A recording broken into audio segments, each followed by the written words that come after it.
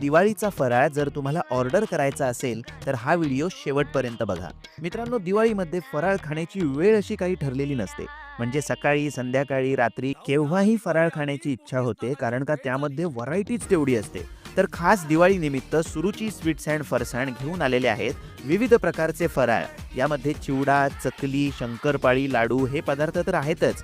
शिवाय तुपातले अनारसे, कोकणातील खास पदार्थ म्हणजेच बोरं, करंजी, कडबोळी यांसारखे चविष्ट आणि युनिक पदार्थ सुद्धा तुम्ही ऑर्डर करू शकता. फराळ बनवताना त्याचा दर्जा उत्तम राहील आणि पदार्थ चविष्ट होईल या गोष्टींची काळजी घेतली जाते.